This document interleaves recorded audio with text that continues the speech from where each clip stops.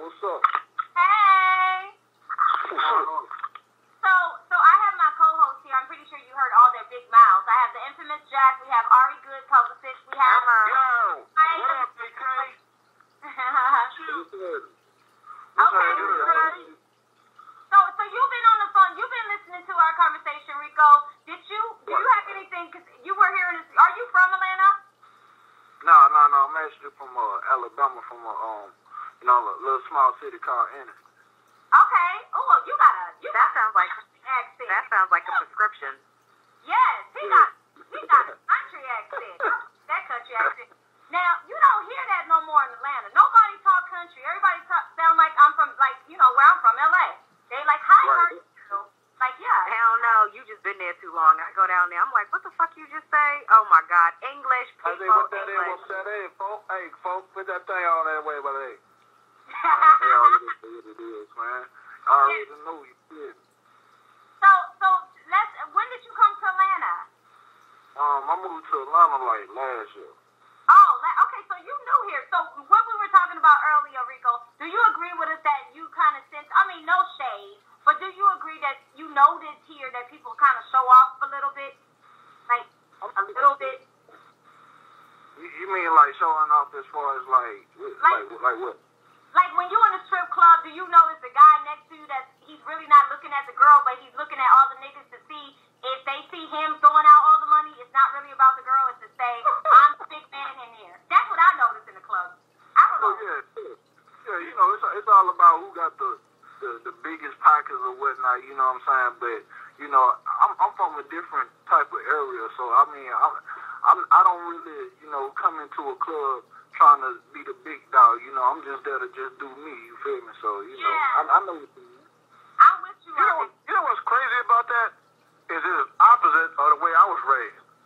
Thinking where I'm from, if you throwing a bunch of money at some strippers, you was a trick.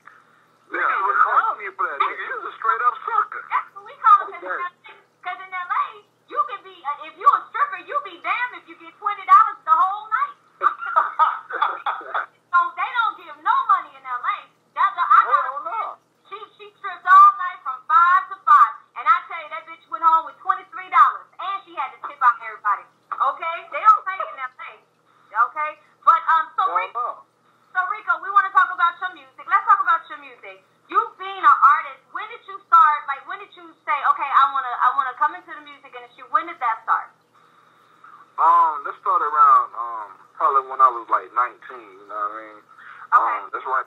First time I started getting in the studio real good or whatnot, and ever since then I just been working, man. Okay. So I know you've been around enough to know good music from bad music. What do you have to say where music is right now versus like some other stuff that you like maybe a while ago? Right now a lot of substance. You know what I'm saying? I feel like a lot of the consumers are being told what's hot. Instead of them just saying, hey, I like this and I'm going to just run with it. A lot of people, you know what I'm saying, I feel like, have these big marketing budgets that, especially in Atlanta, if they want to get a song out there, they'll play it 100 times a day. And before the end of the day, it's stuck in your head. So now, they got it. And they can just tell you, hey, this song is hot. You need to go buy it on iTunes and stuff like that. And that's what people fall for nowadays. And I think that a lot of people just start using their own brains and deciding what they think is hot, like I said, instead of being what's told. You know what I mean? Yeah. See, Jack was talking about that. Jack, you were saying that about how they try to make you say, okay, we like Soulja Boy, we like Gucci, and no diss against any of those guys, but some of the stuff I don't like. Why not? That's part of hip-hop, getting dissed. I'm dissing them. That's just trash. Hammer the speaker going hammer, blammer.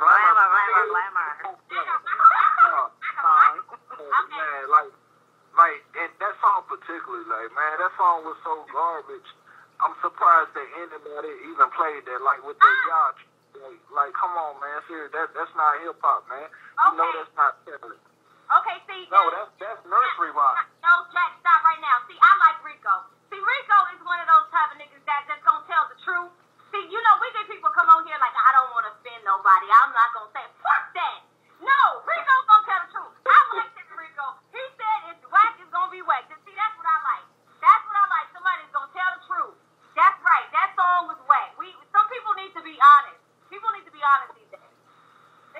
no doubt. Ain't everybody too busy kissing somebody's ass. You know what I'm saying? So, you know, fuck that, man.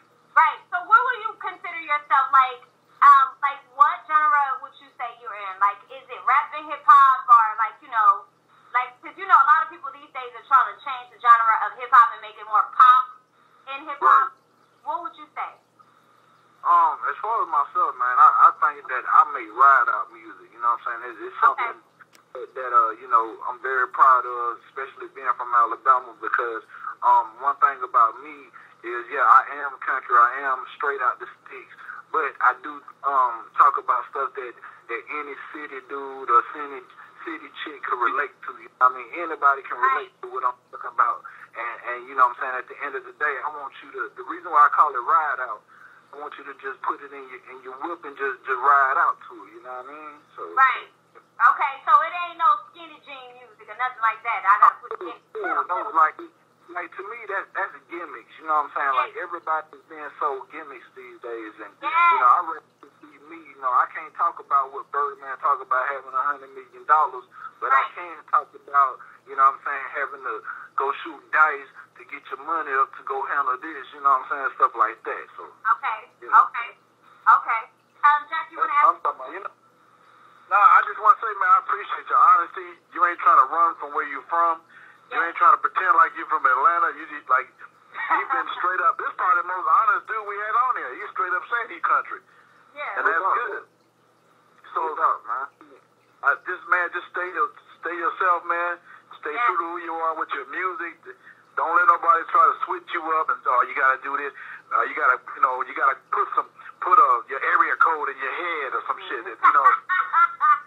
I mean, you know, they trying to make everybody, like, niggas think if you get tatted up, put some jewelry on, that make you more official of a rapper.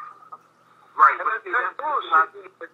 That's that gimmick shit, you know what I mean? That's that, you know, that's that package. Like, a lot of artists nowadays are packages, what I call, you know what I'm saying? Somebody seen a little bit of potential in them, and they came with some money, and you know, hey man, go get some tattoos, go get some chains, this, that, and the third, and we want you to rap about. Because how many artists have you heard that say, like, you know, when I first dropped, they was dropping the singles that I didn't even really care about, you know what I mean? Like, that wasn't really me.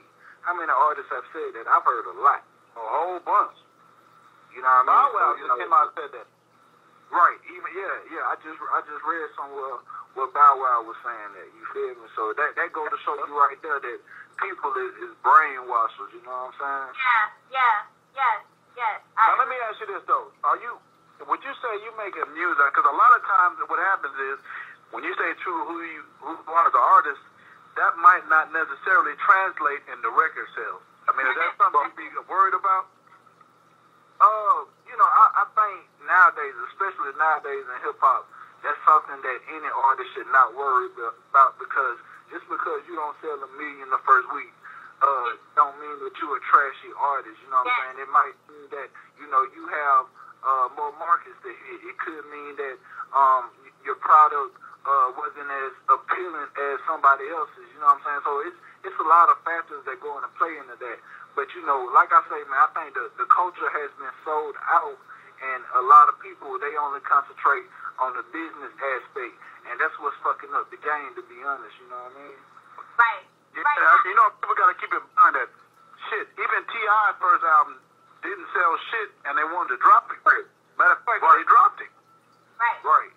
But he damn sure was a classic. Yeah. I mean, it was a classic, but to somebody else, it might have not been a success, so.